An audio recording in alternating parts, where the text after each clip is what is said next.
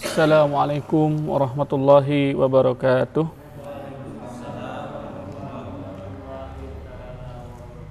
Alhamdulillah wassalatu wassalam ala Rasulillah. Asyhadu an la ilaha illallah wa asyhadu anna Muhammadan abduhu wa rasuluh alladzi la nabiyya wa la rasula ba'dah, amma ba'du. Allahumma la sahla illa ma ja'altahu sahla wa anta taj'alul hazna idza syi'ta sahla. Allahumma inna nas'aluka ilman nafi'an wa rizqan thayyiban wa amalan mutaqabbalan. Rabbi zidni ilman warzuqni fahman. Alhamdulillah, puji serta syukur hanya milik Allah Subhanahu wa taala. Atas limpahan karunia-Nya kita diberikan kemudahan oleh Allah untuk bisa melangkahkan kaki menghadiri undangan Allah Subhanahu wa taala, hadir di rumah Allah, di masjid Allah dalam rangka thalabul ilmi, mengkaji, menelaah ilmu yang sudah disuguhkan oleh Allah Subhanahu wa taala yang terdapat dalam Al-Qur'an ataupun hadis Nabi sallallahu alaihi wasallam. Maka mudah-mudahan setiap langkahnya menjadi kebaikan, setiap langkahnya menjadi penghapus dosa, dan setiap langkahnya menjadi penyebab kita mendapatkan rahmat Allah Subhanahu wa taala. Allahumma aftah lana abwaba rahmatika. Maka mudah-mudahan Allah Subhanahu wa taala membukakan untuk kita pintu-pintu rahmat-Nya. Allahumma inna nas'aluka ilman nafi'an wa rizqan thayyiban wa amalan mutaqabbalan. Allahumma faqihna fid din wa 'allimna ta'wila. Mudah-mudahan Allah memahamkan kita tentang ilmu agama, dan mudah-mudahan Allah menganugerahi kita pemahaman tentang Al-Quran dan kita mampu mengamalkannya. Amin ya rabbal alamin. Quran surat Nuh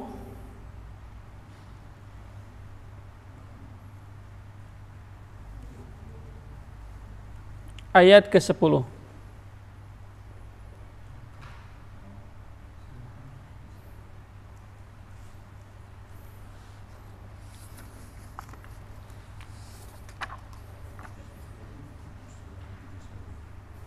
Surat ke-71 halaman 570 ayat yang ke-10.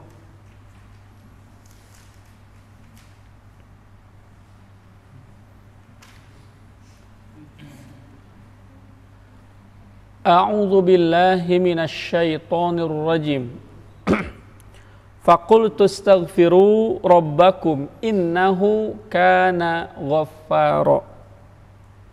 Faqultu, aku katakan, istaghfiru, mintalah ampun kalian, rabbakum, kepada Tuhan kalian. Innahu, karena sesungguhnya Allah Subhanahu wa taala Rabb kalian, kana adalah ghaffara, Maha penerima ampun. Para hadirin kaum muslimin yang dimuliakan oleh Allah Subhanahu wa taala, ini adalah firman Allah Subhanahu wa taala, dan ini kaitannya dengan ucapan Rasul pertama dalam sejarah diutusnya para nabi dan rasul, yaitu Nabi Nuh alaihi salam. Nabi Nuh alaihissalam, kalau merujuk kepada Quran surat Al-Ankabut, itu berdakwah kurang lebih alfu mi'atin ila khamsin, 1000 kurang 50. Berarti berapa? 950 tahun. Itu dakwah. Nabi dan Rasul paling lama dalam berdakwah itu Nabi Nuh alaihissalam. Bagaimana cara dakwahnya Nabi Nuh alaihissalam? Coba mundur ke ayat sebelumnya. Di ayat kelima, qala, Nabi Nuh saat berdakwah itu kemudian mengadu kepada Allah Subhanahu wa taala. Rabbi, ya Tuhanku, inni da'autu qaumi. Kami berdakwah kepada kaumku, saya mengajak kaumku laila wa nahara, siang malam. Bayangkan, 950 tahun Nabi Nuh terus-terusan ngajak kaumnya lailau wa nahara, sepanjang malam sepanjang hari. Falam yajidhum du'ai illa firara. Tapi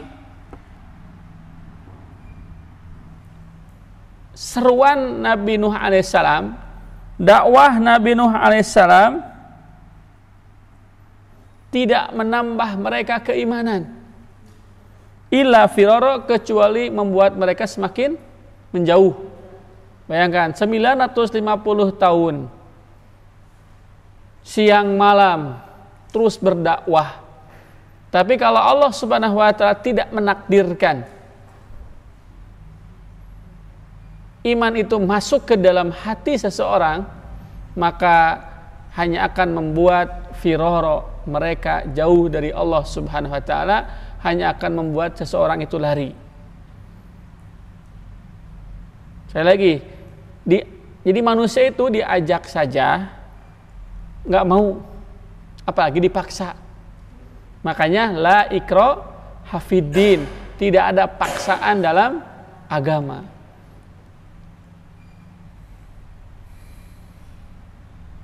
Wallahu yahdi man yasha.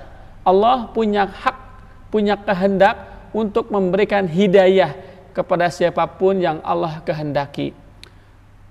Paman Nabi alaihissalam, Abu Thalib, yang dari mulai beliau umur 8 tahun diurus sejak kecil sampai Nabi Muhammad SAW diangkat jadi Nabi dan Rasul, merasakan bagaimana proses perubahan drastis setelah beliau mengurus Rasul dari mulai kecil terus gitu diurus, dan beliau merasakan sesuatu yang luar biasa.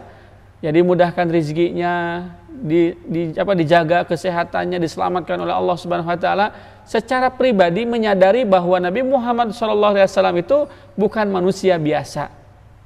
Apalagi Abu Thalib termasuk yang menyaksikan kehadiran Rasul SAW saat lahir. Karena Rasul saat lahir membawa cahaya kehidupan dunia dan akhirat. Tapi setingkat Abu Thalib yang setiap hari bersama Rasulullah SAW, sejak kecil mengurus Rasulullah SAW, kalau tidak tergerak hatinya untuk menerima iman, tidak tergerak hatinya untuk menerima hidayah, taufik dari Allah Subhanahu wa taala, tidak bisa. Ini yang disebut dengan hidayah taufik, itu mahal. Sekali lagi, hidayah taufik itu mahal. Kenapa? Karena urusan dia dengan Allah Subhanahu wa taala.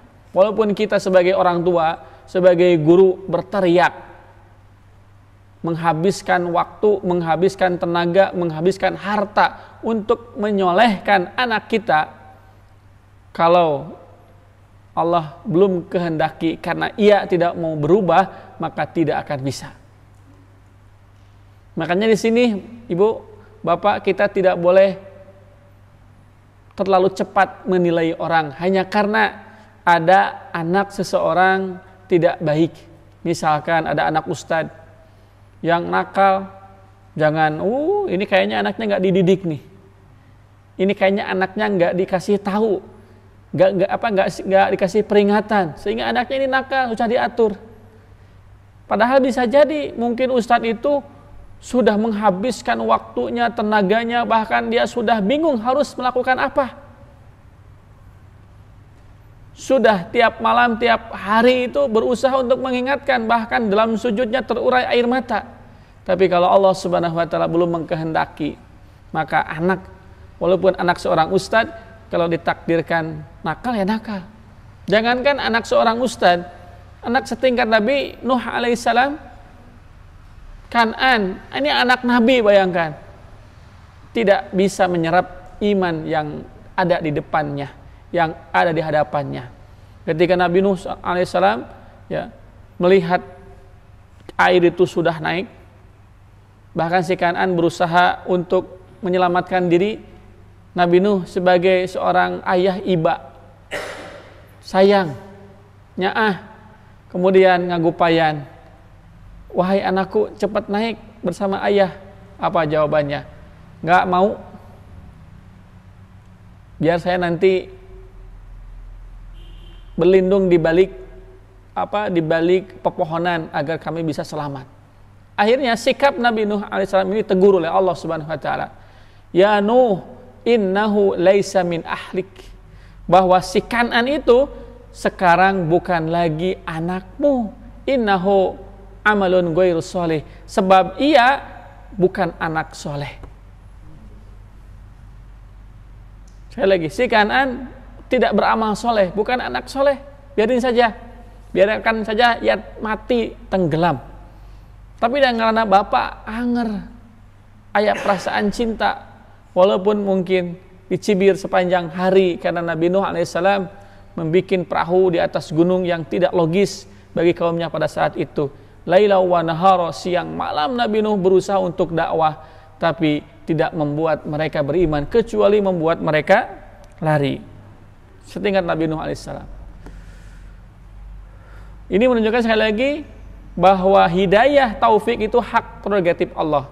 Kita itu hanya bayan saja, hanya menjelaskan saja, hanya menunjukkan saja, hanya mengajarkan saja, hanya mengingatkan saja, hanya membimbing saja, memberikan contoh saja, itu. Selebih itu kita nggak tahu. Fa inna ma'ala rasulinal balagul mubin, bahwa tugas Rasul itu hanya menyampaikan saja.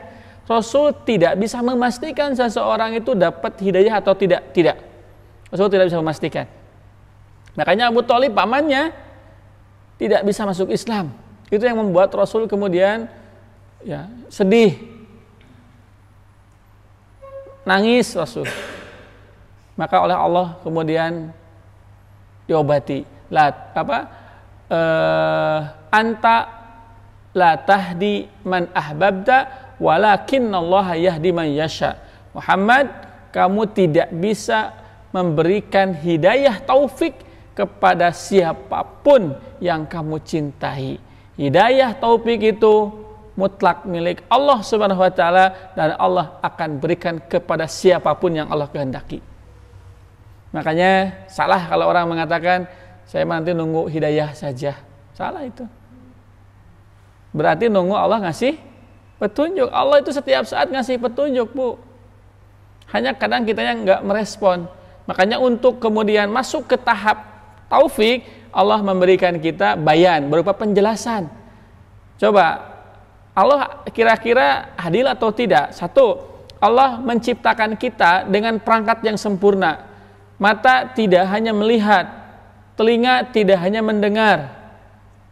Manusia punya akal, punya hati, yang dengan akal dan hati manusia mampu melihat yang baik, mampu membedakan mana yang harus dilihat, mana yang tidak. Dengan akal dan hati manusia mampu memilih mana yang boleh didengar, mana yang tidak. Sehingga manusia punya pilihan untuk merespon hidayah Allah atau dia dalam keadaan tersesat. Fa'alhamaha fujuraha wa taqwaha. Kami anugerahkan kepada manusia dua kemampuan. Satu, potensi untuk baik dan potensi untuk buruk. Kemudian Allah tegaskan, qad aflaha man zakkaha, sungguh beruntung orang yang memanfaatkan potensi yang ada pada dirinya untuk merespon setiap panggilan dan hidayah Allah Subhanahu wa taala. Maka ia adalah orang yang beruntung. Qad aflaha man zakkaha, sungguh beruntung orang yang mensucikan hatinya. Wa qad khaba man dassaha, dan sungguh rugi orang yang mengotori hatinya. Tuh. Wa hadainahu najdain, kami berikan ia dua petunjuk. Maka dengan dua petunjuk itu Allah kemudian ingin tahu imma syakura atau imma kafura, apakah manusia itu bersyukur dengan fasilitas yang Allah berikan kepada kita atau malah kufur nikmat. Jadi manusia itu sudah tidak ada alasan untuk menerjemahkan hidayah Allah kemudian diikuti dengan keimanan. Kenapa? Karena secara dohir Allah memberikan perangkat manusia dengan sempurna. Hewan wajar kalau tidak beradab, karena sebatas melihat, sebatas mendengar, tidak punya akal, tidak punya hati. Manusia berbeda dengan hewan. Kenapa?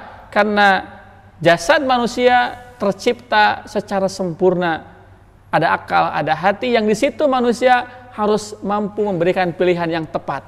Oleh karena itu wajar kalau Allah mengatakan bahwa kebanyakan penghuni neraka jahanam itu adalah dari golongan jin dan manusia yang tidak mau menggunakan mata, telinga, dan hati, sehingga mereka itu seperti binatang, bahkan lebih sesat daripada binatang.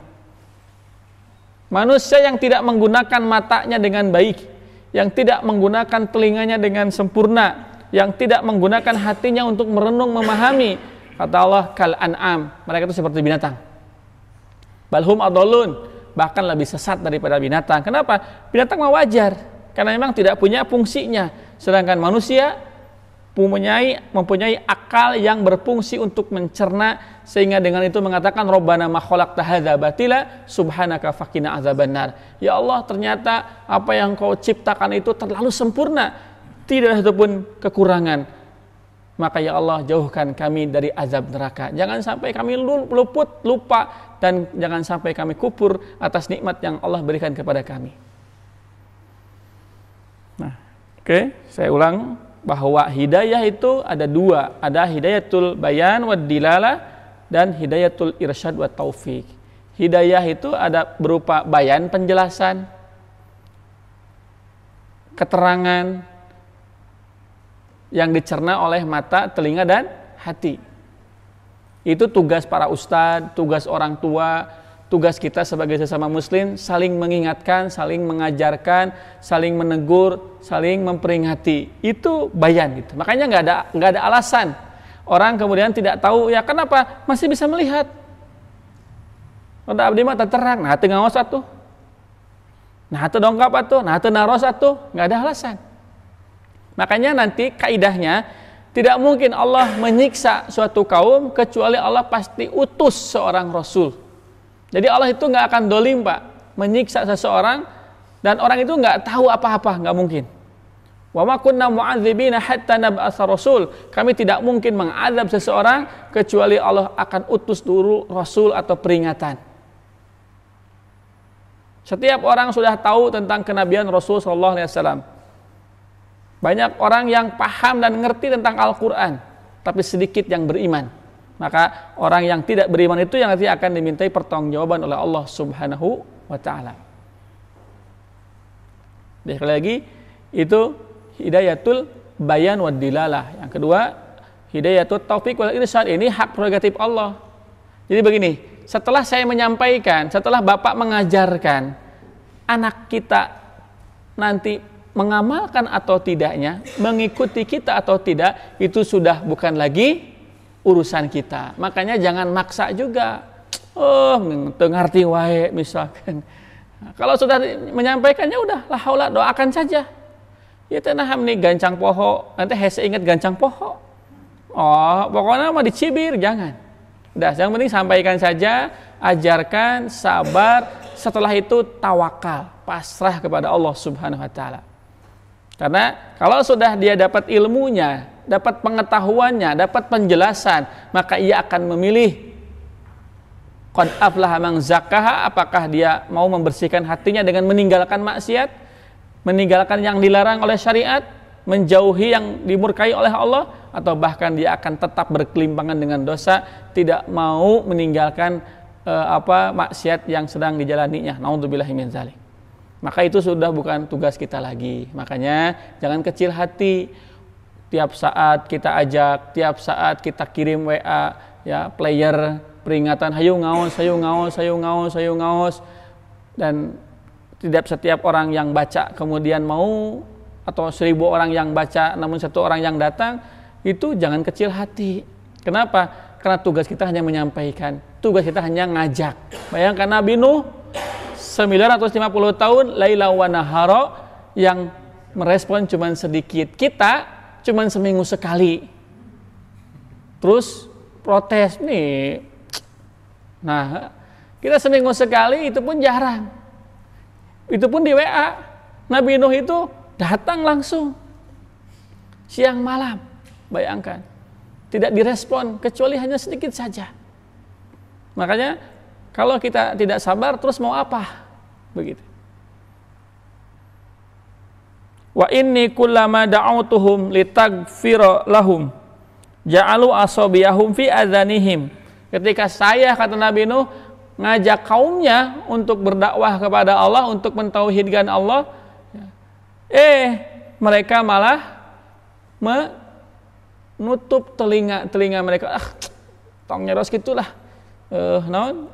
Ya teu enakeun. Nah, itu dicibir itu. Kita kalau ngajak suka dicibir nggak, Pak? Belum kan? Ya, bukan belum, ya mudah-mudahan mah henteu gitu.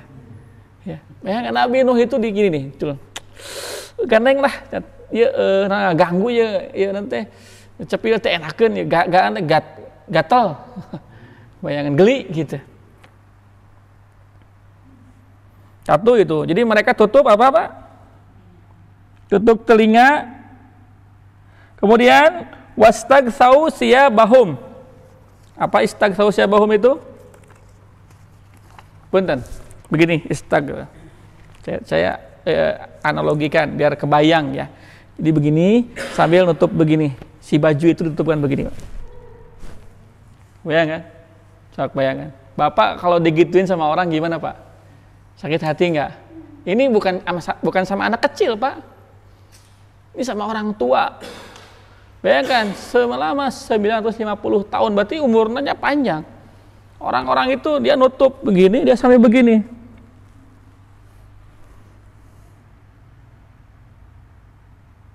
Wastakbaru istikbaro, ya wasaru wastakbaru istikbaro. Mereka tetap menolak, bayangkan. Tiap hari oleh Nabi Nuh, jangan menyembah selain Allah, sembahlah Allah Subhanahu wa taala. Diamlah sambil ditutup. Naudzubillahi min dzalik. Summa ini da'autuhum jihara. Kemudian kata Nabi Nuh alaihissalam, aku menyeru mereka dengan dengan terang-terangan, a'lan tulahum wa satulahum israra, baik sembunyi-sembunyi. Jadi Nabi Nuh melakukan berbagai cara, ya, persuasif, ya, dengan tegas, ngobrol keras, sudah dilakukan oleh Nabi Nuh alaihissalam. Tapi luar biasanya, perhatikan, setiap saat Nabi Nuh mendoakan kaumnya siang malam, ya, tapi Nabi Nuh tetap baik hati. Apa? Nabi Nuh memintakan ampun buat mereka. Faqultu astaghfiru rabbakum innahu kana ghaffara. Dah, kamu kalau nggak mau menerima seruan kami untuk beribadah hanya kepada Allah Subhanahu wa taala, kamu tobat saja. Allah itu Maha Penerima tobat. Maksudnya sebanyak apapun maksiat yang kamu lakukan, kalau kamu betul-betul bertobat kepada Allah, pasti Allah akan menerima taubat kamu. Para hadirin kaum muslimin yang dimuliakan oleh Allah Subhanahu wa taala, ini menunjukkan, Pak, bahwa istighbar itu adalah solusi. Solusi apa? Solusi bencana. Karena sebelum akhirnya terjadi bencana banjir bandang zaman Nabi Nuh alaihissalam, Nabi Nuh sudah memperingati mereka untuk bertaubat kepada Allah Subhanahu wa taala. Artinya tidak mungkin ada bencana, ada musibah kecuali satu, Allah pasti ingatkan terlebih dahulu untuk bertaubat kepada Allah. Nggak mungkin, Pak. Jadi maksudnya begini, tidak ujug-ujug langsung gitu, enggak. Tapi Allah itu ingatkan dulu, beri kesempatan dulu, Pak. Ini baiknya Allah Subhanahu wa taala. Setiap musibah yang menimpa kita itu kadang tidak langsung Allah timpakan bencana buat kita, enggak, tapi Allah beri kesempatan dulu. Saya ketika dulu mendengar penjelasan Syekh Ahmad Tuhi terkait tadabbur Quran surat Al-Zalzalah, faman ya'mal mithqala dzarratin khairan yarah. Coba perhatikan, Bu. Faman ya'mal siapa yang melakukan mithqala dzarratin, kebaikan, ya, sebiji zarrah. Faman ya'mal mithqala dzarratin khairan, apa? Faman ya'mal mithqala dzarratin, ulangi lagi, faman ya'mal mithqala dzarratin khairan, ya, perhatikan, siapa yang melakukan kebaikan walaupun sedikit, yarah. Perhatikan kalimatnya. Itu famay ya'mal mithqala dzarratin khairan yarah, itu idgham, izhar atau iklab? Famay ya'mal mithqala dzarratin khairan yarah. Izhar. Tanda cara baca izhar itu ditahan atau langsung? Langsung. Famay ya'mal mithqala dzarratin khairan yarah. Mithqala dzarratin khairan yarah. Jadi kebaikan saat dikerjakan Allah langsung balas, Pak. Mungkin ibu bapak merasakannya, pagi-pagi kita beramal soleh, infak sedekah, berbagi apa, langsung Allah tebus saat itu juga. Mungkin pernah. Apakah langsung dengan sesuatu yang kita rasakan dalam bentuk uang misalkan, atau dalam bentuk yang lain. Tapi berbeda dengan keburukan. Wa may ya'mal mithqala dzarratin syarran yarah. Itu ikhfa, Pak. Ikhfa ditahan atau langsung? Ditahan. Kenapa? Kata beliau, menunjukkan bahwa dosa itu tidak langsung diazab oleh Allah, tidak langsung dihukum Allah, tidak langsung disiksa oleh Allah, tapi Allah tangguhkan dulu, Allah kasih kesempatan dulu untuk bertobat kepada Allah Subhanahu wa taala. Kalau sudah dikasih kesempatan tapi tetap tidak mau bertobat, baru kemudian turun bencana, turun musibah, turun azab dari Allah Subhanahu wa taala. Maka sekali lagi tidak mungkin menzolimi seorang hamba, mustahil. Adanya azab, adanya bencana, musibah, itu sudah tepat sasarannya. Bagi pelaku kekufuran, kezoliman, maka itu adalah sebuah azab. Tapi bagi orang beriman, itu adalah penghapus dosa. Sekali lagi, bagi orang beriman itu penghapus dosa. Tapi bagi orang kafir apa? Itu siksaan. Siksaan dunia dan siksaan akhirat. Naudzubillahi min dzalik. Oke. Jadi sekali lagi tidak mungkin Allah Subhanahu wa taala berbuat dolim kepada hambanya. Ada sebuah pepatah begini. Ma nuzilal bala ila bidzanbin. Tidaklah turun sebuah bencana kecuali karena dosa yang dilakukan. Wa ma rafa'a ila bitaubatin, dan tidaklah Allah Subhanahu wa taala menghindarkan seseorang dari bencana, mengangkat sebuah bencana kecuali karena taubat yang dikerjakannya. Jadi artinya orang kalau sudah mendapatkan bencana, itu betul-betul dosa yang dilakukannya itu tidak ditaubati. Artinya sudah ada yang ngingetin, sudah ada yang ngasih tahu, tapi tetap seperti itu, halal bencana, halal musibah, halal azab Allah Subhanahu wa taala. Tapi kalau kemudian saat melakukan musibah, bencana, saat melakukan dosa, kemudian ini bencana mau Allah turunkan, tapi tiba-tiba dia bertaubat, maka Allah urungkan niat untuk mengadab suatu kaum itu. Begitu. Jadi sekali lagi Allah tidak mungkin berbuat zalim, bahwa apa yang sudah kita lakukan, kebaikan pasti akan dibalas kebaikan, keburukan pasti akan dibalas keburukan.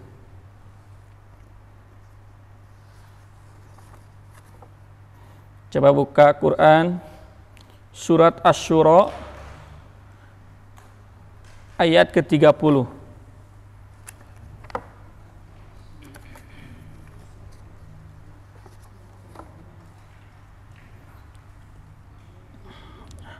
Halaman 486.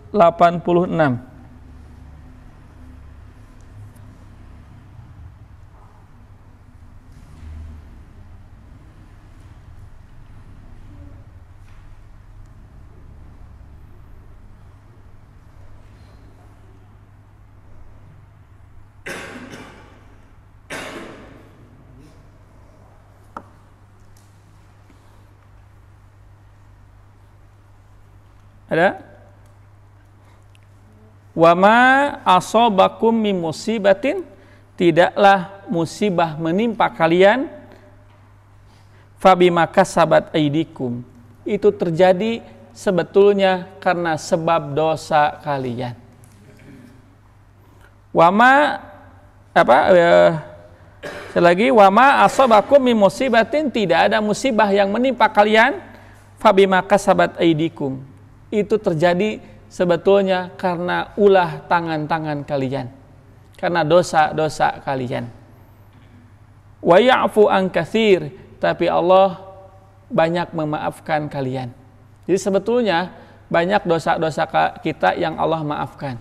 Dosa yang kemudian menjadi bencana itu betul-betul dosa yang sudah melampaui batas.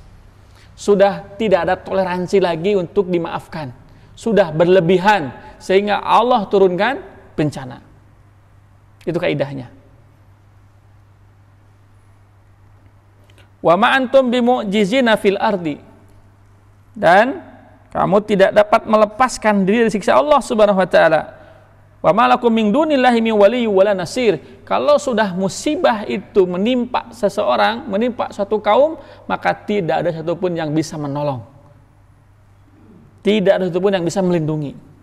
Walaupun pakai alarm, walaupun pakai peringatan, walaupun pakai teknologi, tapi kalau sudah waktunya Allah menimpakan bencana, maka sudah seseorang itu tidak bisa melakukan apapun kecuali ia hanya pasrah kepada Allah Subhanahu wa taala. Dan itu semua terjadi atas izin Allah Subhanahu wa taala. Quran surat At-Taghabun ayat ke-11. Ma asaba min musibatin illa biiznillah.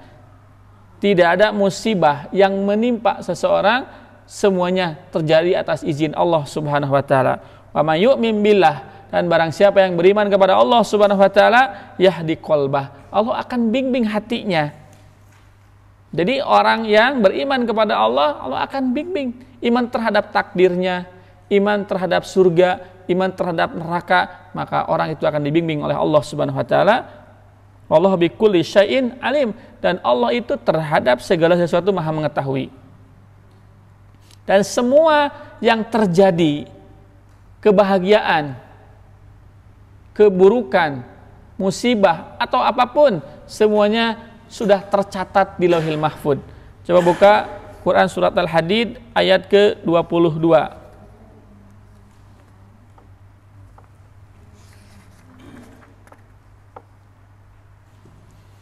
Ma asaba min musibatin, tidak ada musibah yang menimpa fil ardi, di muka bumi, wala fi anfusikum, ataupun yang menimpa diri kalian, illa, kecuali fi kitabin, itu sudah tertulis min qabli an nabraha, sebelum kalian diciptakan.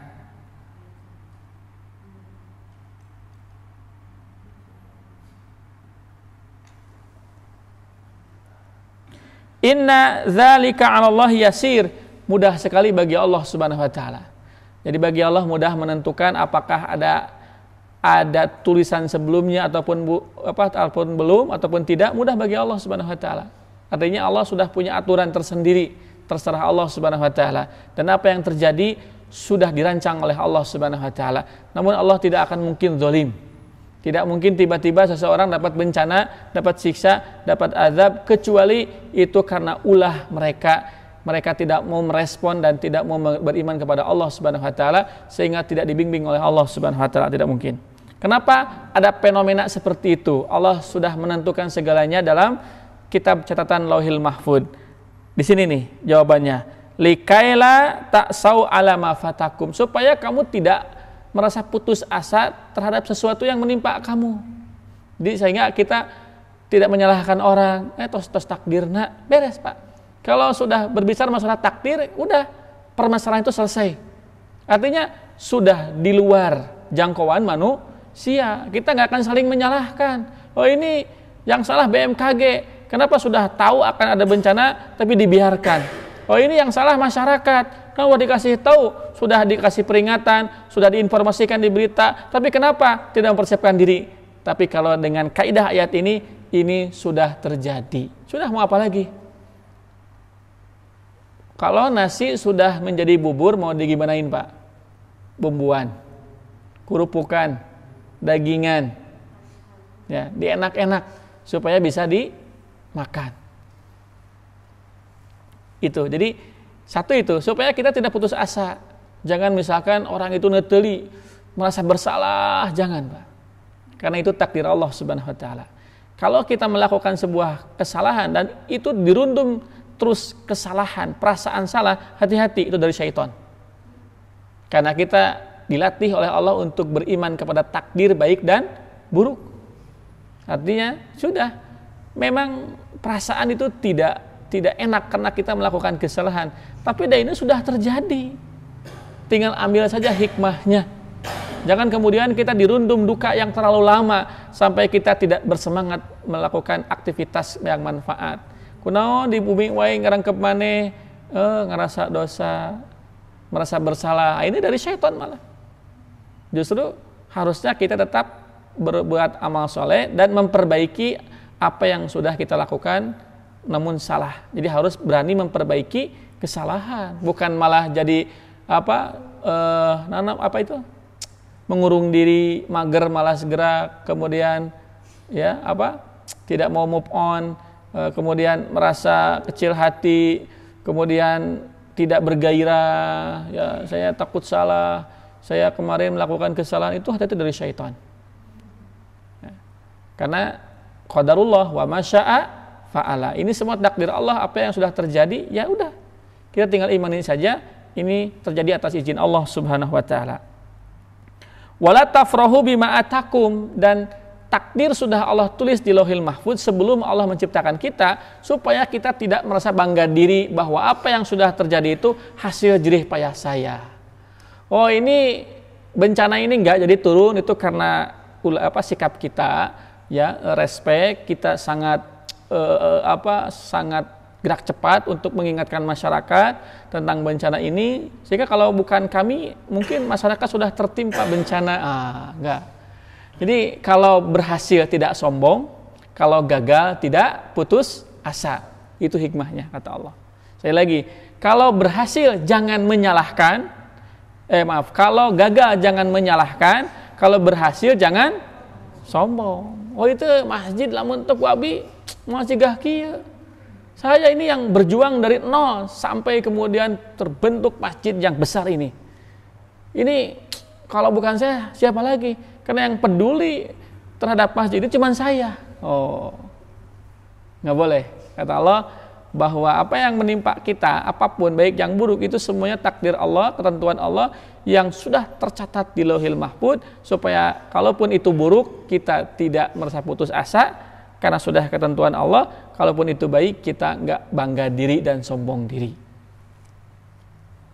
Begitu. Itu ya, makanya semua musibah yang menimpa kita itu sudah tercatat di Lauhil Mahfuz. Maka kejadian-kejadian yang menimpa saudara kita dimanapun berada, itu memang bagian daripada takdir Allah Subhanahu wa taala. Pertanyaannya, kenapa menimpa saudara kita? Pelajaran buat kita. Kenapa tidak menimpa kita? Padahal mudah bagi Allah Subhanahu wa taala, bencana itu bisa rata semuanya. Tapi seolah-olah Allah pilih, Pak. Hanya orang-orang tertentu, hanya rumah tertentu, hanya tempat tertentu.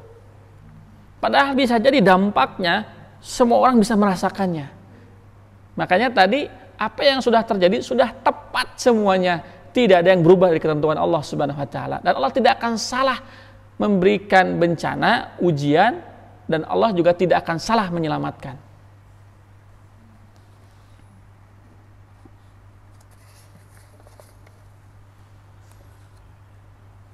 Pada hadirin yang dimuliakan oleh Allah Subhanahu wa taala, pertanyaannya, terus gimana itu kan ada rumah ustadz yang terdampak, ada pesantren yang terdampak, ada masjid yang rusak. Apakah Allah tega membiarkan itu terjadi? Padahal di situ banyak orang yang baik. Sekali lagi, kaidahnya tidak mungkin ada bencana kecuali Allah pasti ingatkan terlebih dahulu, dan Allah minta kita untuk bertobat. Kalau sudah ada yang ngingetin, gak mau tobat, baru turun bencana. Jadi bencana itu sudah akhir itu. Orang kalau sudah tidak bisa dibina, dibinasakan oleh Allah Subhanahu wa taala. penduduk kaum Nabi Nuh alaihissalam setelah oleh Nabi Nuh diajak habis-habisan, mereka menolak, malah mencibir. Sudah, akhirnya Nabi Nuh angkat tangan, pasrah kepada Allah Subhanahu wa taala. Baru setelah itu turun bencana. Coba buka Quran surat Al-Isra ayat 16.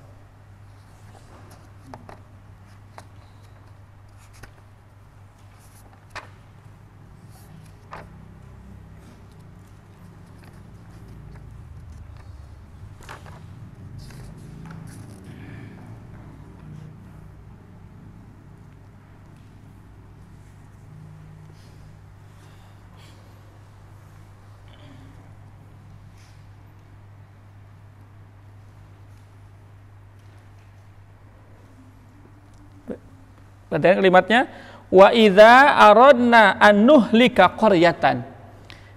Dan apabila kami bermaksud untuk membinasakan suatu kaum, amarna, kami perintahkan mereka untuk taat dulu kepada Allah Subhanahu wa taala. Kami ingatkan dulu.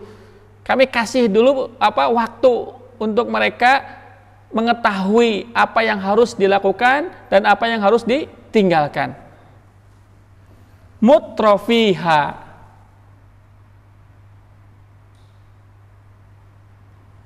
lagi mutrofiha, tetapi mereka malah melakukan kedurhakaan. Sudah dikasih tahu, ya, tapi nedreg.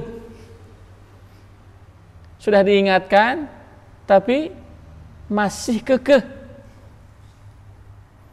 Fafasaku fiha, nggak nurut Pak, malah membuat kefasikan, melanggar aturan.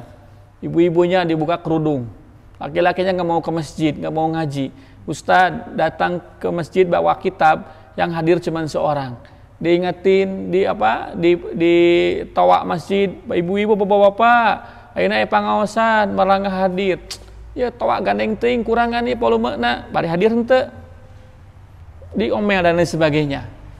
Jadi disampaikan, diingatkan ibu-ibu harus begini-begini, bapak-bapak diingatkan gitu. Tapi akhirnya dia melakukan kefasikan, tidak mau diatur. Tidak mau diatur. Apa yang terjadi? Fahaqqa 'alaihal qaul fadammarnaha tadmira. Maka sudah pas janji Allah Subhanahu wa taala berlaku bagi orang yang tidak mau dinasehati, berlaku bagi yang melanggar aturan Allah, tetap dalam kemaksiatannya. Setelah Allah perintahkan untuk taat, maka akhirnya Allah hancurkan sehancur-hancurnya. Sekali lagi, Allah zalim tidak, Bu? Pak? Tidak, Allah kasih ingat, amarna, Allah perintahkan. Ini yang harus kamu lakukan. Tauhid, jauhi syirik. Lakukan apa yang mesti kamu lakukan sebagai seorang mukmin. Yang halal kerjakan, yang haram tinggalkan. Semuanya dijelaskan, namun tidak direspon dengan baik, tidak diikuti, tidak direnungkan, tidak diresapi. Akhirnya ketika mereka diminta untuk bertobat tidak mau, dammarnaha tadmira, Allah hancurkan mereka sehancur-hancurnya.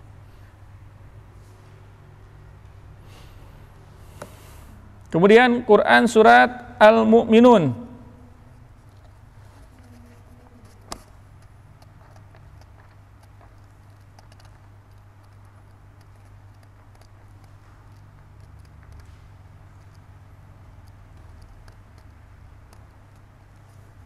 ayat ke-63, coba buka.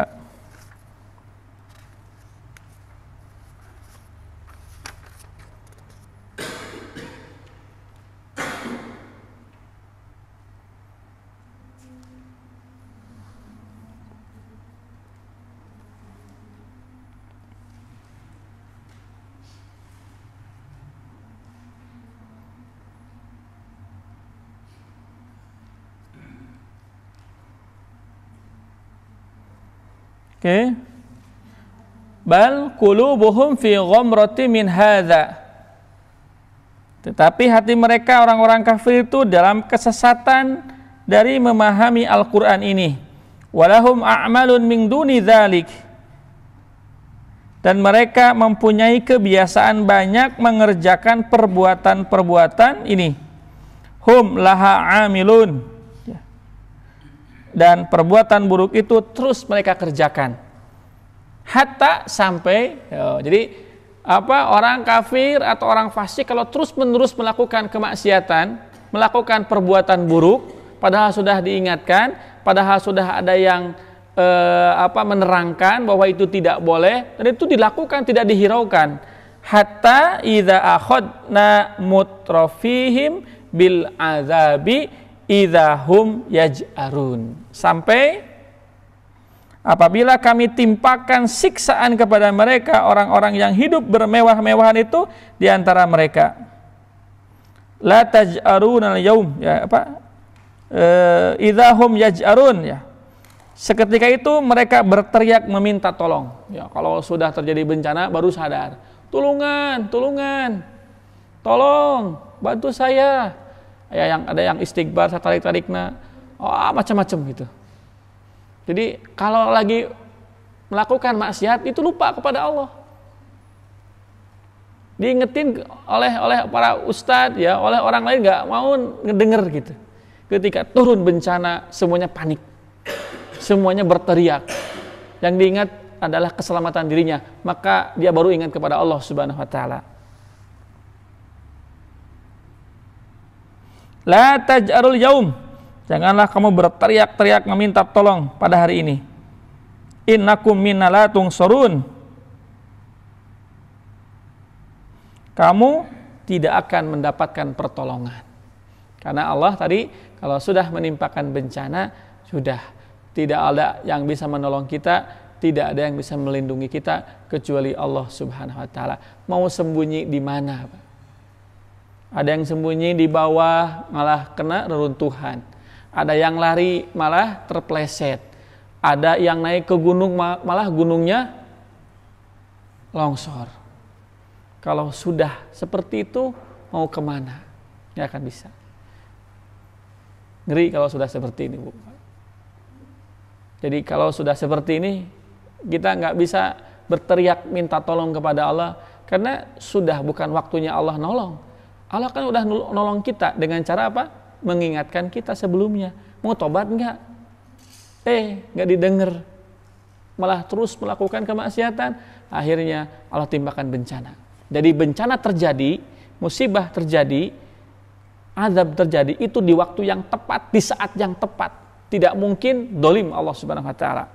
Kalaupun ada orang yang taat, ahli ibadah, namun kebagian dampaknya, satu, mungkin karena membiarkan. Kedua, baginya adalah penghapus dosa. Coba surat Al-Anfal dibuka, Pak.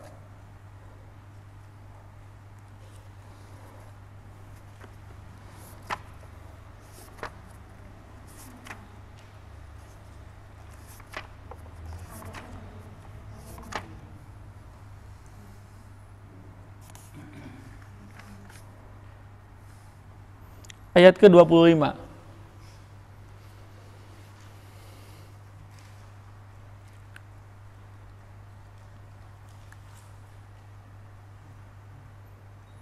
Wattaqu fitnatan la tusibannal ladzina zalamu minkum khassah. Takutlah, hati-hati terhadap sebuah bencana, ujian ataupun petaka ataupun musibah yang menimpa, la tusibannal ladzina zalamu minkum, yang tidak hanya menimpa orang-orang dolim di antara kalian. Wa'lamu annallaha syadidul iqab, ketahuilah bahwa Allah maha kuat siksaannya. Lagi, hati-hati terhadap sebuah bencana yang tidak hanya menimpa orang-orang yang zalim, pelaku maksiat saja, tapi yang enggak maksiat pun kebagian dampaknya. Yang baik pun kebagian dampaknya. Kenapa? Karena membiarkan dan tidak mengajak orang untuk bertaubat kepada Allah Subhanahu wa taala. Jadi hak Allah untuk menurunkan bencana ketika kemaksiatan dibiarkan begitu saja. Walaupun ada yang tidak melakukannya, tapi yang membiarkan begitu saja, maka pasti terjadilah bencana. Saya ketika dulu ya gempa Lombok itu, ada guru saya Saya tanya, Tad, kenapa kok di Lombok terjadi gempa yang dahsyat? Sampai viral kan, seorang syekh lagi ngimamin, ya, itu yang lain kabur, itu syekh itu tetap bertahan. Syekhnya pernah ngisih di Soreang itu dulu, syekh siapa lupa lagi. Saya tanya, kenapa Tad? Kan Lombok itu terkenal dengan pulau 1000 masjid, pesantren di mana-mana. Kata beliau apa? Ya, Tad, wajarlah. Ya, betul pesantren di mana-mana, masjid banyak, tapi maksiat oge sama. Dibiarkan begitu saja, bahkan dilegalisasikan. Di Lombok itu kan ada satu pulau yang kalau masuk ke pulau itu orang sudah bukan lagi orang. Itu tanpa pakaian. Laki-laki perempuan itu kayak binatang aja. Itu boleh melakukan apa aja di situ. Bayangkan, Pak. Itu dilegalkan oleh ya penguasa sana. Sampai ya tadi ada pesantren, ada masjid, tapi tidak peduli terhadap kemaksiatan yang terjadi. Akhirnya kebagian sadayana tah. Hati-hati sekali lagi. Makanya pentingnya kita hari ini satu bertobat dan saling mengingatkan. Jangan membiarkan kemaksiatan itu terjadi, apalagi itu nampak di depan kita. Minimal kita tegur. Kalau tidak mampu kita laporkan. Kalau tidak mampu kita ingkari dalam hati. Geluh. Kata Nabi kan, man ra'a minkum munkaran falyughayyir biyadihi. Kalau melihat kemunkaran, rubah dengan tangan, dengan kekuasaan. Kalau kita sebagai RT RW, kebijakan itu kita pakai. Kalau tidak bisa, lisan, datang, kemudian nasihati dengan baik. Kalau juga tidak bisa, ingkari. Tapi kata Rasul, fahiya ad'aful iman. Tapi itu selemah-lemahnya iman. Bayangkan Bu, mengingkari kemaksiatan saja itu lemah sekali imannya. Apalagi tidak mengingkari, ada keimanan tidak? Nggak ada berarti. Berarti nggak ada keimanan kalau orang satu mendukung, memfasilitasi. Ini mengingkari saja selemah-lemahnya iman. Membiarkan, memfasilitasi, mendukung, itu tidak ada keimanan. Maka siap-siap terjadi musibah, bencana, fitnah di mana-mana. Yang kalau di situ pun ada orang soleh, tapi orang soleh ini nggak peduli dengan kemunkaran yang terjadi, maka haqqal qaul, maka sudah saatnya firman Allah itu berlaku bagi orang yang mutrafiha, melakukan pelanggaran berat, yang terus menerus melakukan kemaksiatan. Nauzubillahi min dzalik.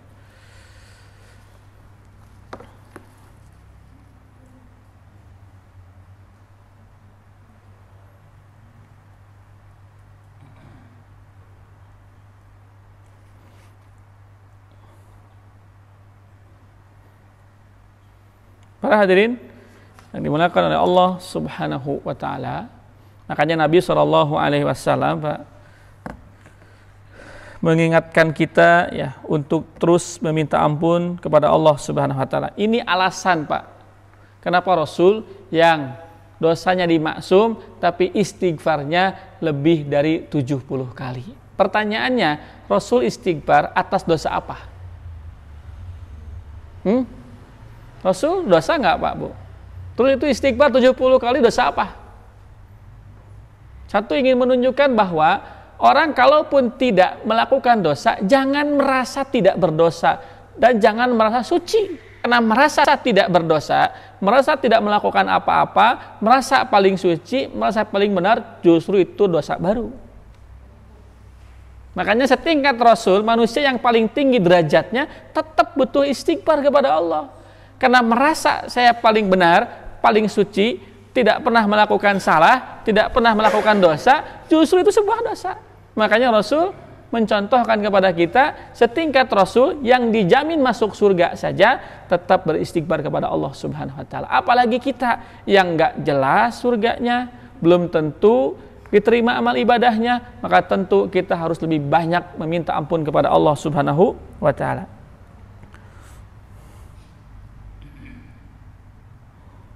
Ya, makanya kata Imam Hasan Al-Basri, ya, akthiru minal istighfar. Kata beliau, perbanyaklah istighfar. Fi buyutikum, di rumah-rumah kalian. Wa ala mawaidikum, bahkan ketika sudah terhidang makanan tetap istighfar. Bisi orang kufur nikmat. Di rumah bisa terjadi bencana, gempa, atau rumah itu roboh. Maka minimal kalau kita sudah istighfar, dosa kita sudah diampuni oleh Allah, terjadi bencana, husnul khotimah, bersih hatinya.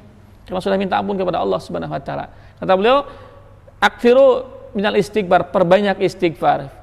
Fi buyutikum, di rumah-rumah kalian, wa ala mawaidikum, di tempat ruang makan kalian, wa fi turukikum, di jalan-jalan, wa fi aswaqikum, ketika di pasar, wa fi majalisikum, di tempat duduk kalian, di majlis-majlis kalian, aina ma kuntum, atau dimanapun kalian berada.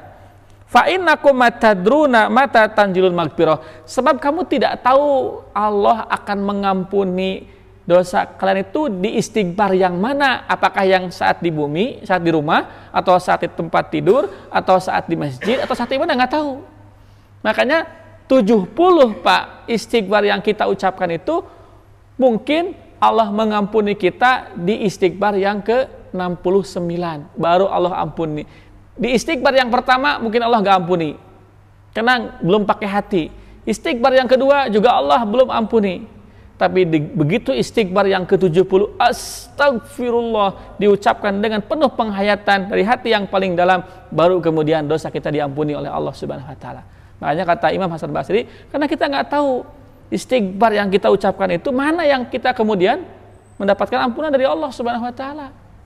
Makanya jangan merasa cukup dengan istighfar setelah sholat, beres majlis, dimanapun kata beliau senantiasa istighfar. Makanya tadi Nabi SAW beristighfar sampai 70 kali, 100 kali, menunjukkan bahwa Nabi mengajarkan kepada kita pentingnya beristighfar. Karena istighfar inilah ya bencana tidak terjadi. Jadi yang tempat tinggal kita aman hari ini ya, karena ada orang yang istighfarnya lebih daripada 1000 kali dan mereka peduli kepada kita, tertahan oleh mereka. Jadi begini kaidahnya, 1000 orang yang soleh, ada 1 ahli maksiat, itu bisa mengundang bencana Pak. 1000 ahli soleh, orang baik, dan ada 1 orang maksiat, tapi dibiarkan oleh semuanya, itu akan mengundang bencana. Tapi 1 orang yang muslih dan 1000 ahli maksiat, itu akan menahan bencana. Jadi kalau soleh, itu soleh pribadi, tahajudnya rajin, ngajinya rajin, baca Qur'annya rajin, sedekahnya rajin gitu. Tapi tidak peduli kepada orang lain, tidak mau ngajak, tidak mau mengingatkan, tidak mau menegur, tidak mau menasihati. Nu penting mah saya keun batur mah. Nu penting mah saya we bae antepkeun we, antepan Pak. Maka ini akan menjadi penyebab turunnya bencana walaupun ada banyak orang yang soleh. Maka yang kita butuhkan itu Pak, bukan hanya orang yang soleh, tapi orang yang muslih.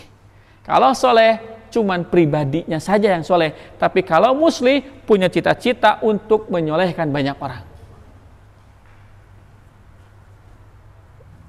Maka kita ngaji itu untuk menyolehkan anak kita Pak. Kita ngaji itu untuk menyolehkan turunan kita, agar mereka tahu bahwa bapaknya orang soleh. Maka jangan sampai kemudian ada di antara anak kita yang tidak soleh karena tidak tahu kesolehan kita. Maka dengan kita hadir di majelis ilmu itu sebuah harapan agar anak kita pun ikut soleh. Kita ingatkan deh, nanti kalau bapak meninggal, lanjutkan kehadiran bapak di majelis ilmu. Jangan sampai bapak meninggal kemudian jamaah itu nggak ada. Nanti lanjutkan sama adik. Jadi amanah akhirnya jadi jariyah. Anak kita soleh. Ajarkan lagi ke buyutnya, ke cucunya, terus sampai semuanya soleh. Maka jaminan dari Allah Subhanahu wa taala, walladzina amanu wa taba'athum dzurriyyatahum biimanin alhaqna bihim. Ya.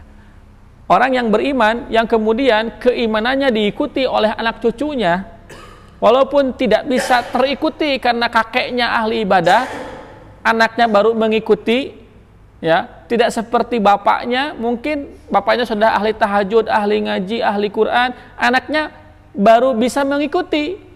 Tapi keadilan Allah, alhaqna bihim dzurriyyatahum, kami tetap akan pertemukan mereka dengan anak turunannya yang mengikuti kebaikan mereka.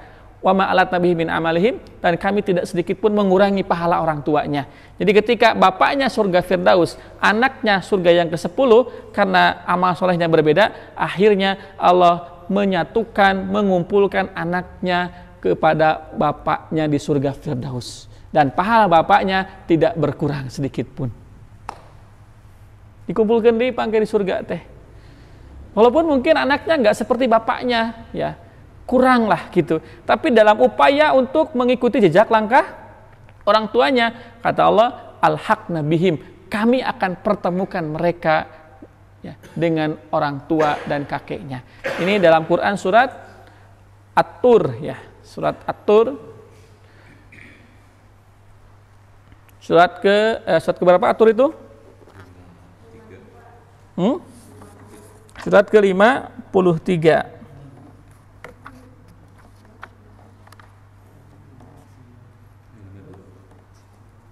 Dua ya.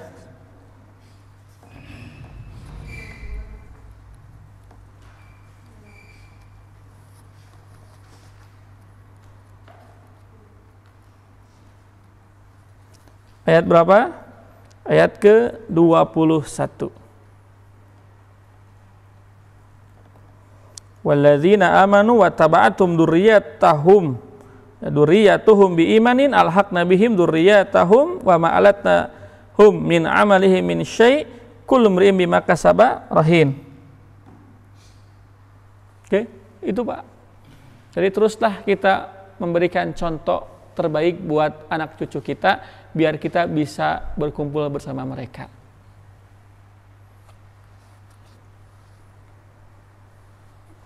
Para hadirin yang dimuliakan oleh Allah Subhanahu wa taala. Luqman Hakim yang namanya diabadikan dalam Quran, itu beliau pernah menasihati anaknya,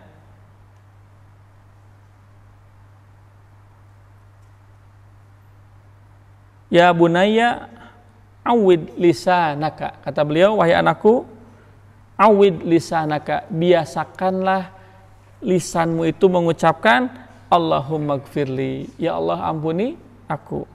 Fa inna lillahi, sebab Allah memiliki saatin, waktu, la yuraddu fiha sa'ilan, di mana satu waktu itu siapapun yang berdoa meminta ampun maka pasti Allah akan kabulkan. Maksudnya apa? Kita harus memperbanyak istighfar, karena ada satu waktu yang ketika kita mengucapkan doa ataupun istighfar bertepatan dengan waktu itu, maka pasti akan dikabulkan oleh Allah Subhanahu wa taala. Ya, di antaranya ya hari Jumat pada asar, atau ketika imam khutbah, di saat khutbah menuju satu yang kedua, itu di antaranya sunnahnya adalah beristighfar. Pada asar perbanyak istighfar, atau ba'da subuh, atau ketika hujan. Itu saatan itu kan waktu-waktu tertentu di mana ketika kita mengucapkannya dan kita kemudian meminta ampun, maka Allah akan ampuni. Jangan membatasi istighfar, karena kita nggak pernah tahu ibu bapak apa yang kita ucapkan itu berdosa atau tidak. Yang Rasul khawatirkan apa ibu bapak? Yang Rasul khawatirkan adalah syirik asghar, syirik khafi, syirik yang tersembunyi. Ini ma'akhwafu ilaikum, yang paling aku khawatirkan kepada kalian itu adalah asyirkul khafi, kata Nabi, syirik yang tersembunyi. Karena menati sauda, seperti semut hitam yang berjalan fi mudlimil layl, di tengah malam, nggak kelihatan, tapi ada nggak bu semutnya? Ada. Artinya ada dosa yang tidak terasa sama sekali bahwa itu sebuah dosa, tapi ini membahayakan. Makanya kata Syekh Muhammad At-Tamimi, tidak ada dosa besar kalau ditutup dengan taubat maka dosa besar itu akan hilang.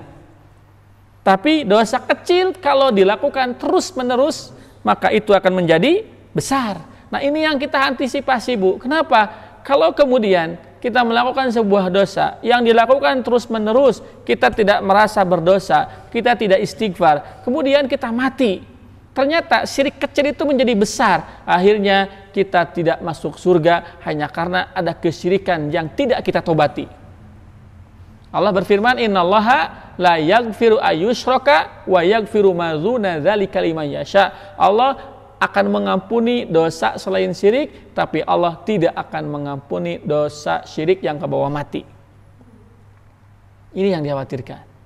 Makanya Nabi selalu mengajarkan doa kepada kita, Allahumma inna na'udzubika an usyrika bika syai'an na'lamuh.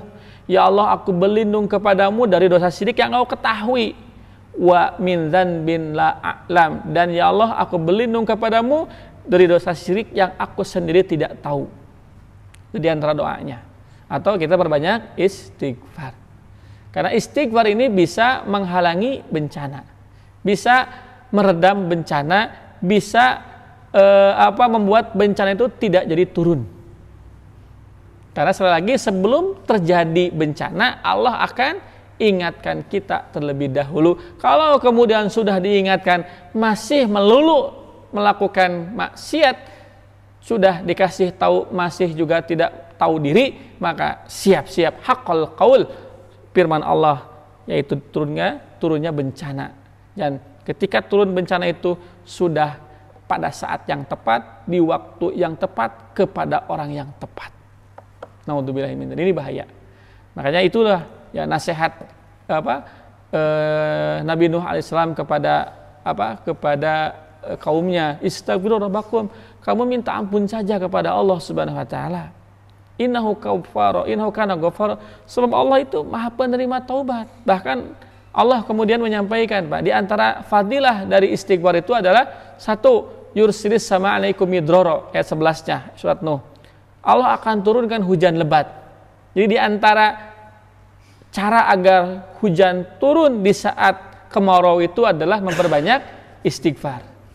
Makanya Umar ibn Khattab ketika di Madinah saat terjadi kemarau panjang, yang lain mah ya sholat, Umar cuman memperbanyak istighfar. Ada yang protes, ya Umar, kenapa yang lain sholat istighfar Anda tidak?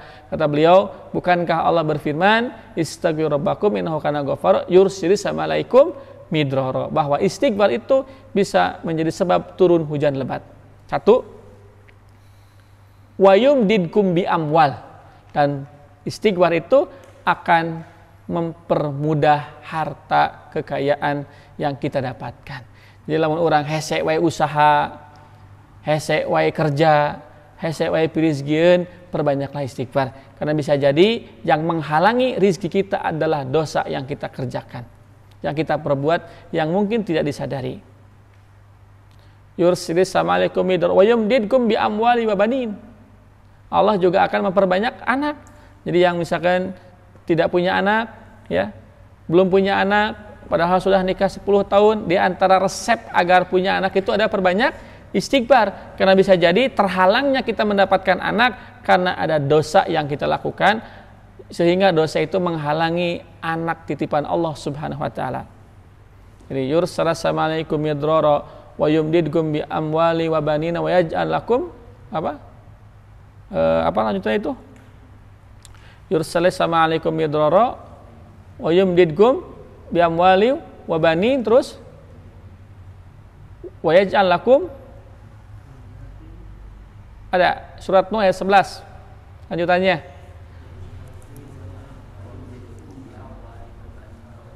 terus wa yaj'al lakum jannatin. Allah akan membuat kebun kita menjadi subur.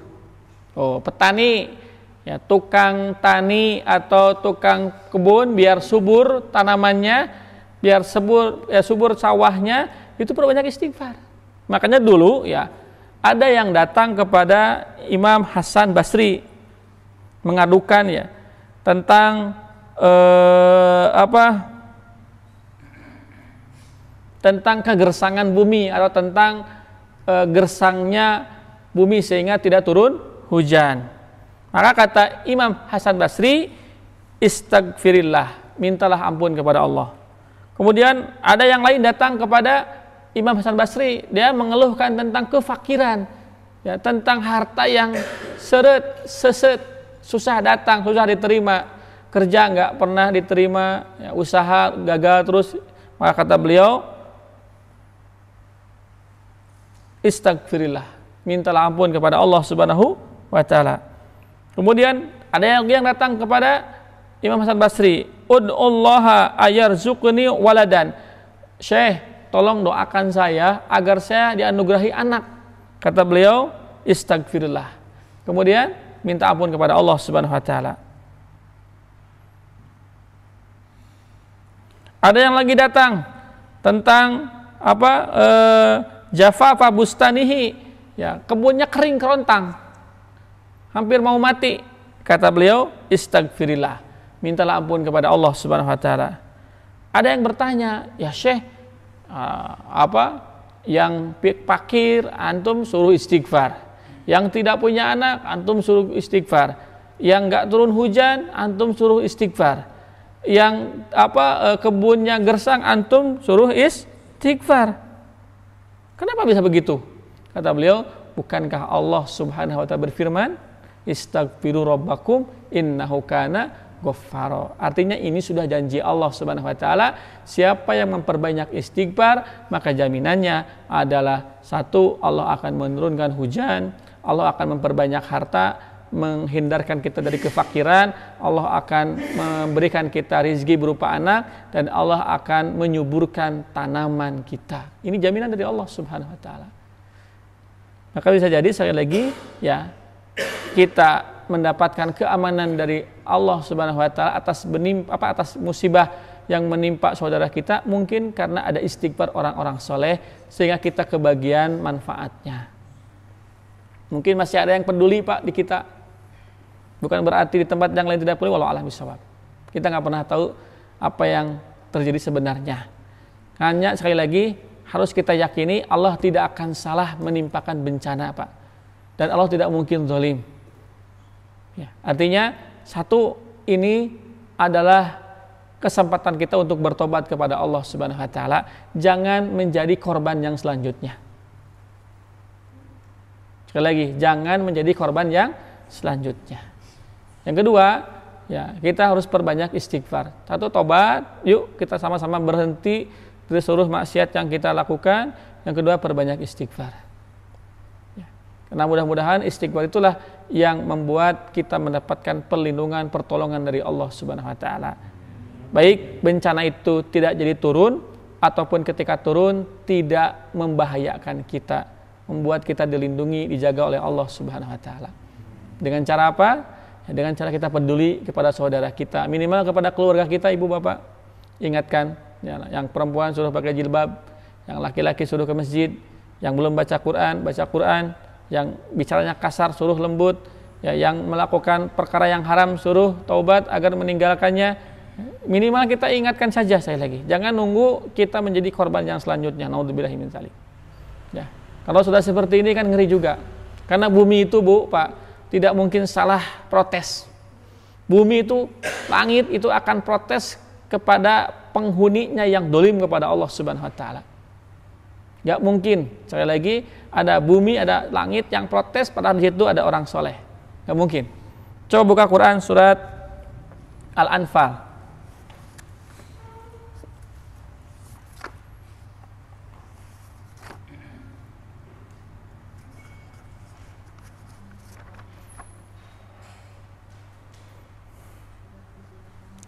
Ayat ke 33.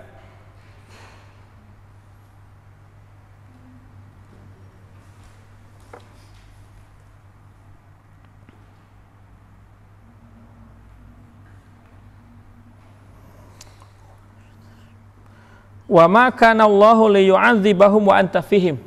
Ya. Allah tidak akan menghukum mereka selama engkau ada di sana.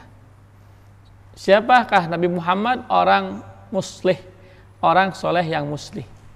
Jadi Allah tidak akan menimpakan bencana kalau di situ ada orang yang soleh dan peduli kepada yang lainnya. Wa ma kana Allahu mu'adzibahum wa hum yastaghfirun. Kan gini Bu, Pak. Dulu kenapa Allah menjaga?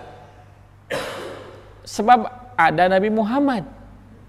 Allah terlalu cinta kepada Nabi Muhammad, tidak mau menyakiti Nabi Muhammad, tidak mau membuat Rasul terluka.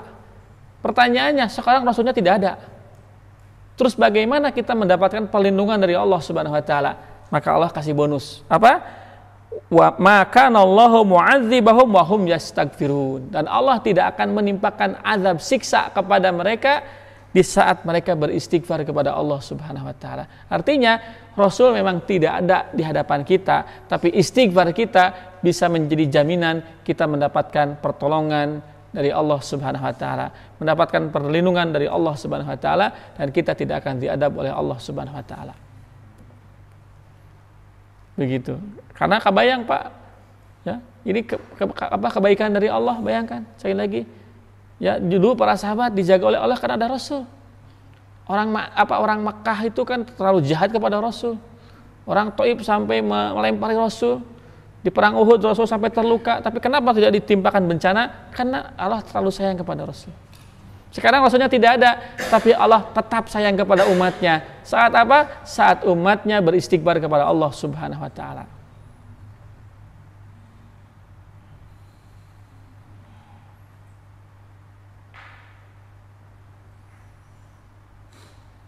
Nah, ini ada satu hadis ya, mudah-mudahan kita bisa mendapatkan hikmah yang besar dari hadis ini.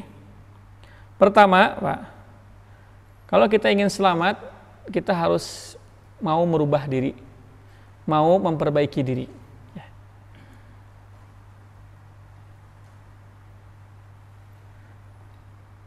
Pertama dalilnya dulu, Quran surat Ar-Ra'd ayat 11, Innallaha la yughayyiru ma biqaumin hatta yughayyiru ma bi anfusihim. Allah tidak akan merubah satu kaum kecuali kalau mereka mau berubah, Allah akan rubah ketentuannya. Jadi kalau kita nggak mau mendapatkan giliran, mendapatkan musibah, maka kita harus mau merubah kebiasaan buruk menjadi kebiasaan baik. Quran surat Al-Anfal ayat 53. Dzalika bi annallaha lam yaku mughayyiran ni'matan an'amaha ala qaumin hatta yughayyiru ma bi anfusihim wa annallaha samiun alim. Dzalika siksaan yang demikian itu bi annallaha adalah karena sesungguhnya lam yaku mughayyiran ni'matan, Allah sekali-kali tidak akan merubah suatu kenikmatan yang telah yang telah dianugerahkan kepadanya ala qaumin kepada satu kaum hatta yughayyiru ma bi anfusihim, hingga kaum itu merubah apa yang diberikan Allah kepada mereka sehingga mereka mengkufuri nikmatnya. Wa anallaha samiun alim, sesungguhnya Allah Maha mendengar, Maha mengetahui.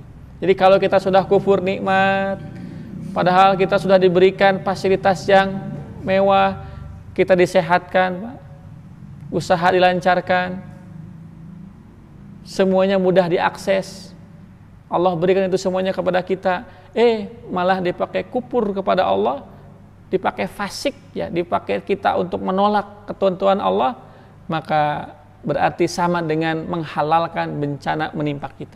Artinya kalau bencana tidak mau menimpa kita, maka kita harus mampu merubah kebiasaan buruk menjadi baik, harus berhenti dari kemaksiatan sehingga Allah menjaga, melindungi kita. Yang tadinya mungkin bisa jadi bencana itu akan menimpa kita, tapi karena perubahan diri dengan istighfar dan taubat kita, Allah menahan bencana yang akan datang, akan menimpa kita. Itulah pentingnya kita beristighfar kepada Allah Subhanahu wa taala dan bertaubat dari semua maksiat yang kita kerjakan. Cukup kejadian yang sudah menimpa saudara kita di Cianjur adalah peringatan yang sangat berharga agar jangan sampai kita menjadi korban selanjutnya. Naudzubillah.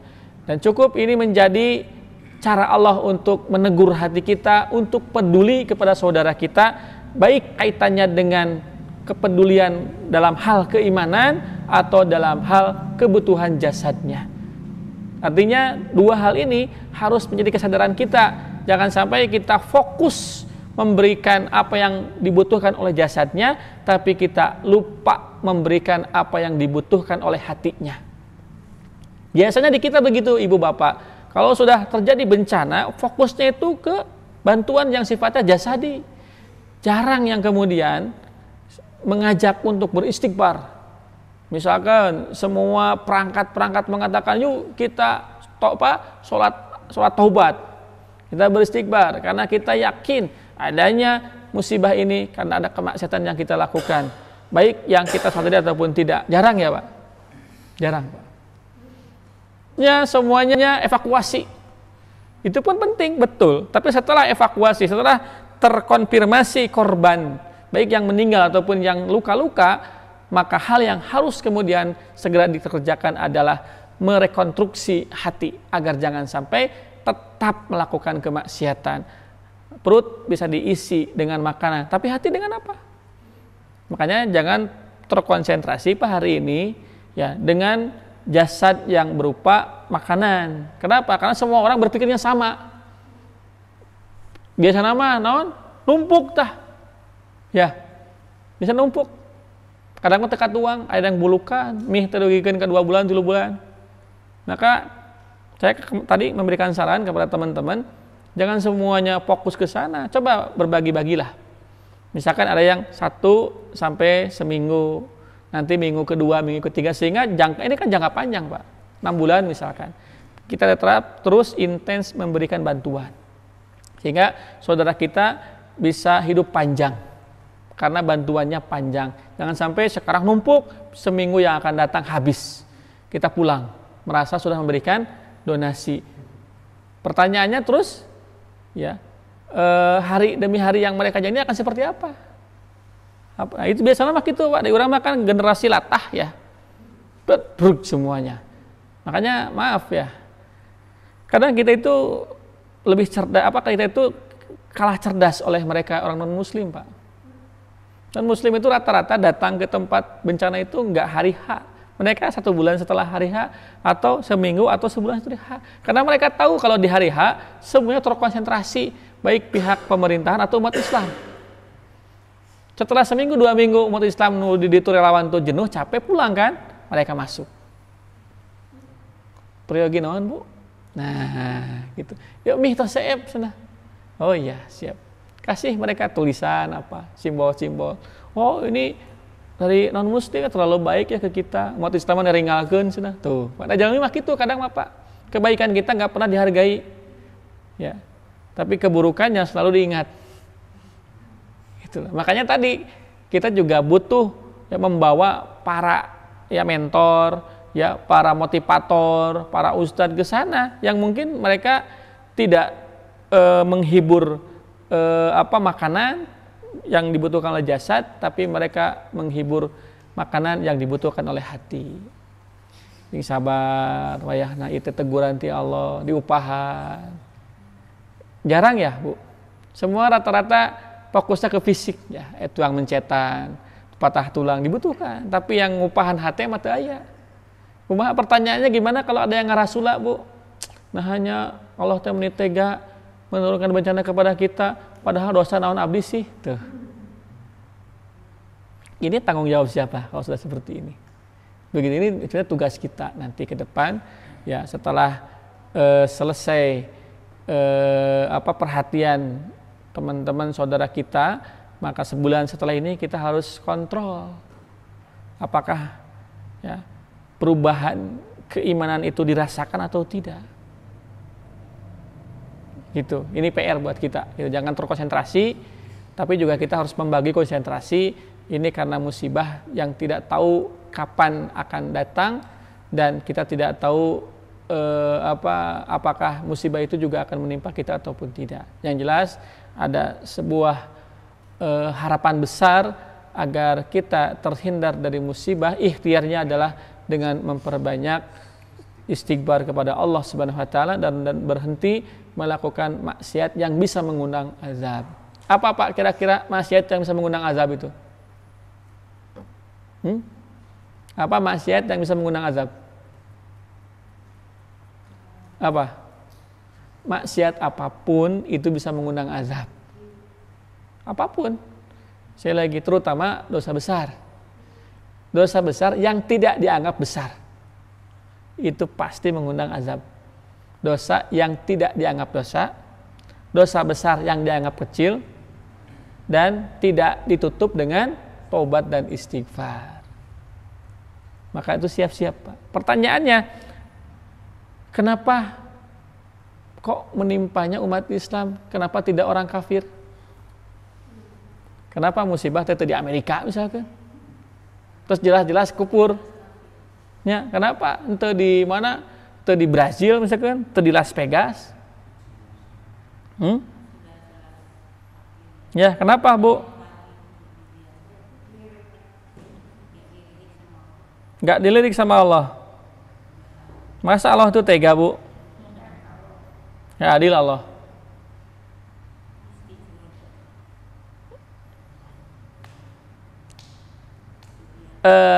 Hadis riwayat Imam Tirmizi. Iza aradallahu bi 'abdihil khaira, Allah jika menginginkan kebaikan pada seorang hamba, ajjalalahul uqubah fid dunya, maka Allah akan segerakan hukuman untuknya. Sekali lagi, Allah kalau menginginkan kebaikan kepada seseorang, Allah segerakan hukuman di dunia untuknya. Jadi adanya, Pak, pidana dalam Islam berbentuk potong tangan, rajam, cambuk, itu bakat kunyaah agar jangan sampai dosa itu dibawa ke akhirat, agar selesai di dunia. Sebab jangan sampai dipotongnya kayak ku Allah di neraka. Ceritanya lain lagi. Jangan sampai dirajamnya kayak ku Allah di neraka, lain lagi ceritanya. Jangan sampai kamu dicambuknya di neraka, lain lagi ceritanya, nggak akan kuat. Makanya saking cintanya Allah berikan kasih sayangnya itu dengan cara kesalahan dan dosanya itu segera ditindak di dunia. Termasuk juga adanya bencana musibah yang menimpa umat Islam. Itu cara Allah agar Allah menghapus dosa-dosanya.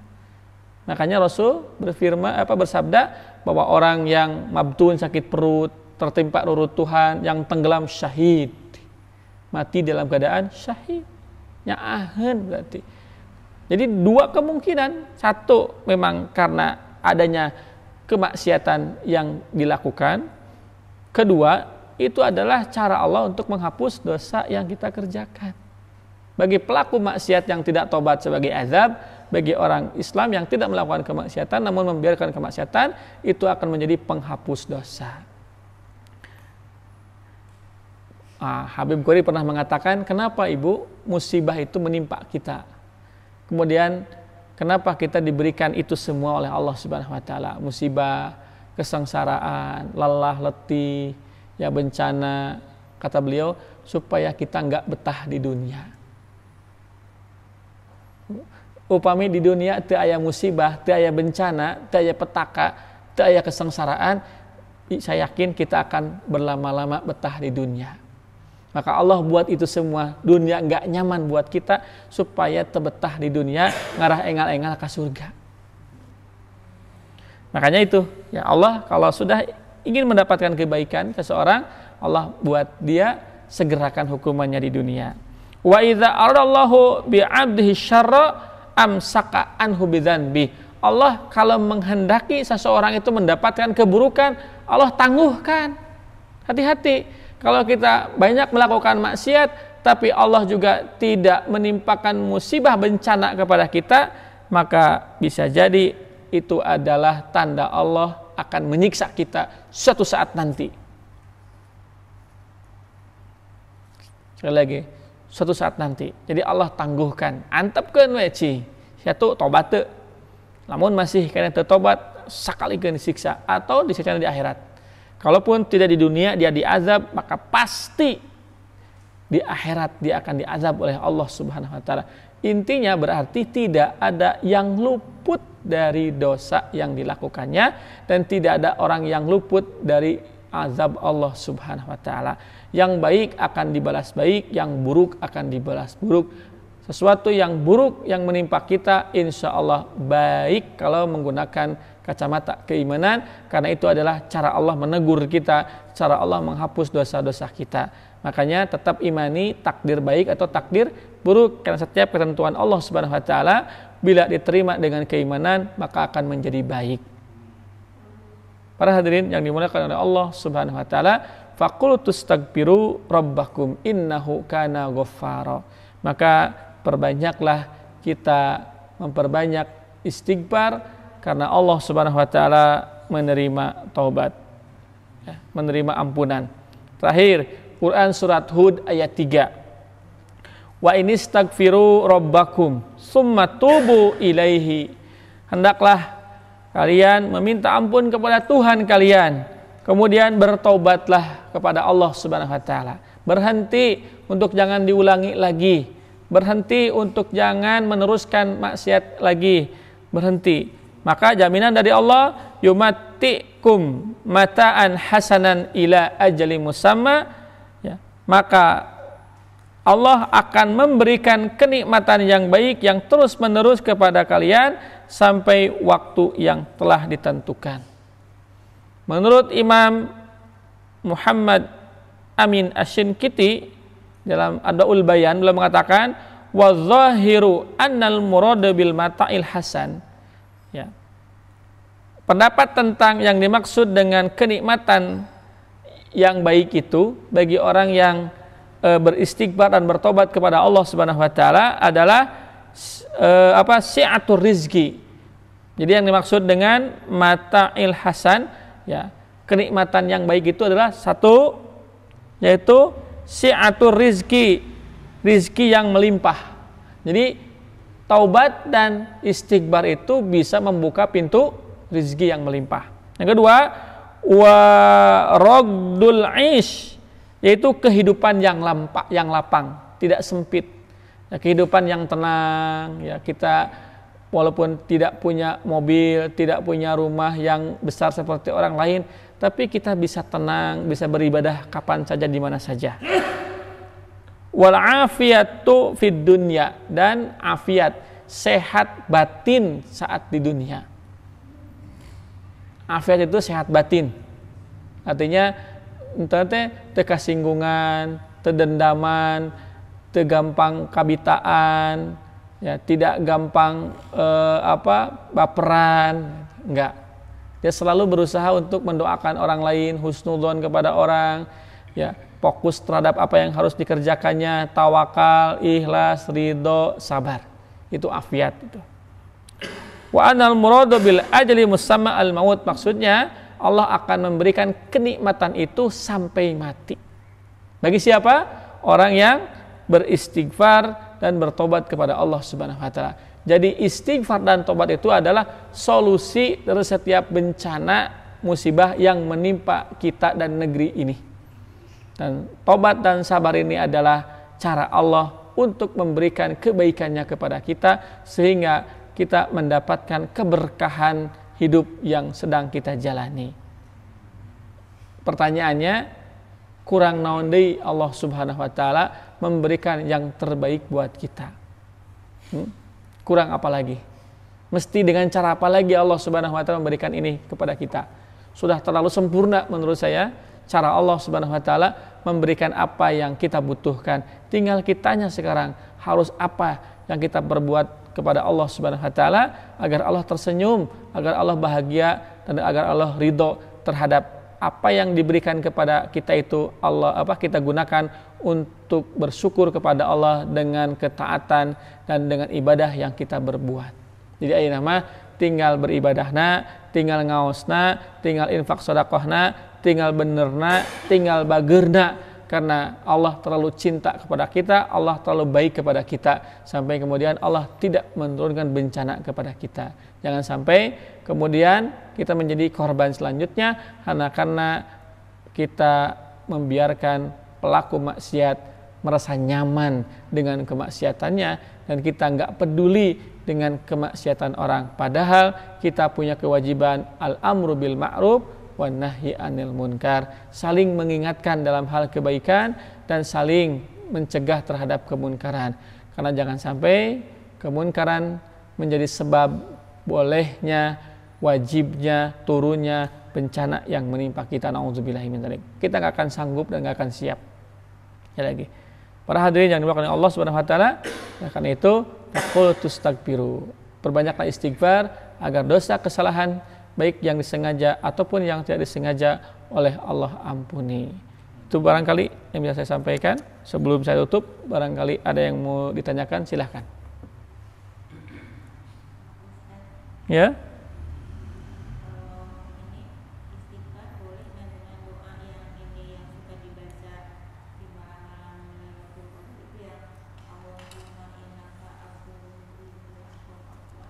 Ya, boleh. Cuman biasanya doa itu kan diucapkan di saat bulan Ramadan, di saat nuzul Quran. Karena nanti gini Bu, Pak, saya pernah sampaikan kan, sering lah. Bedanya maghfirah dengan al-afu. Kalau maghfirah minta agar dosa kesalahan kita ditutup oleh Allah Subhanahu wa taala, tidak menjadi sebab kita mendapatkan musibah dan bencana dan azab nanti yaumil qiyamah. Maksudnya begini. Kalau istighfar itu minimal, target kita adalah minimal dosa kita ditutup oleh Allah, tidak disiksa oleh Allah nanti di yaumil qiyamah. Tapi tetap akan melalui proses hisab, akan diaudit, akan diperlihatkan amal catatan kita.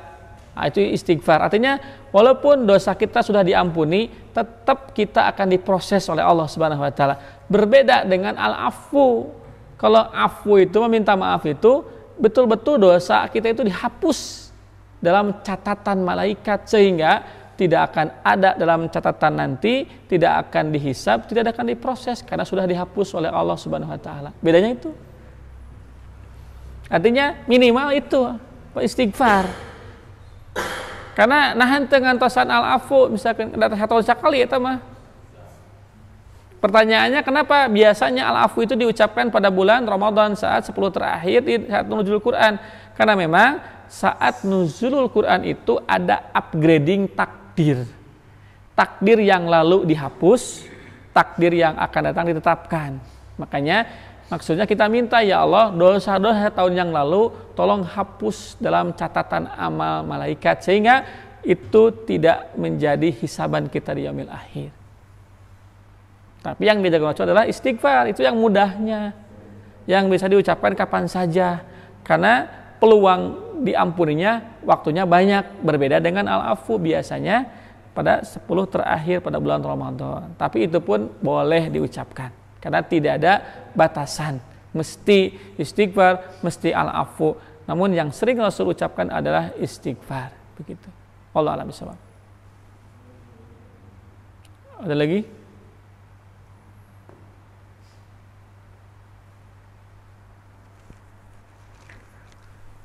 Begitu barangkali kalau tidak ada, mudah-mudahan Allah Subhanahu wa taala yang menjaga melindungi kita semua.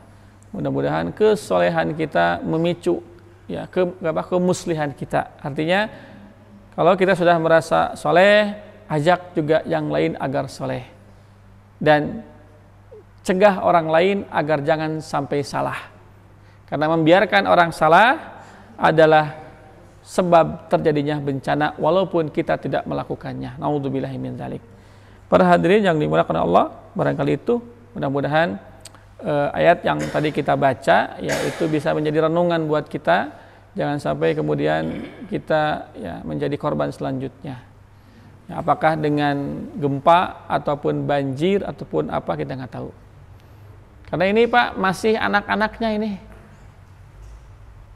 Karena ini fenomena yang pernah dibahas oleh para praktisi.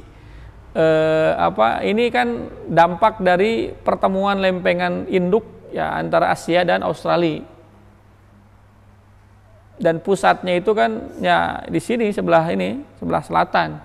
Nah, nanti kalau terjadi di laut ya, itu bisa memicu tsunami yang besar. Ya. Itu betul fenomena, tapi sekali lagi jangan sampai fenomena ini berubah menjadi azab. Hanya karena kita menganggapnya itu sebuah fenomena biasa. Padahal itu peringatan Allah agar kita berhenti dari maksiat. Makanya mari kita sama-sama tingkatkan ketakwaan kita, keimanan kita, saling mengingatkan, saling mendoakan, dan kemudian budayakan amar ma'ruf nahi munkar. Karena ternyata amar ma'ruf nahi munkar itu menjadi sebab kita terlindungi, terjaga oleh Allah Subhanahu wa taala. Aku qouli hadza wa astaghfirullah li wa lakum. Assalamualaikum warahmatullahi wabarakatuh.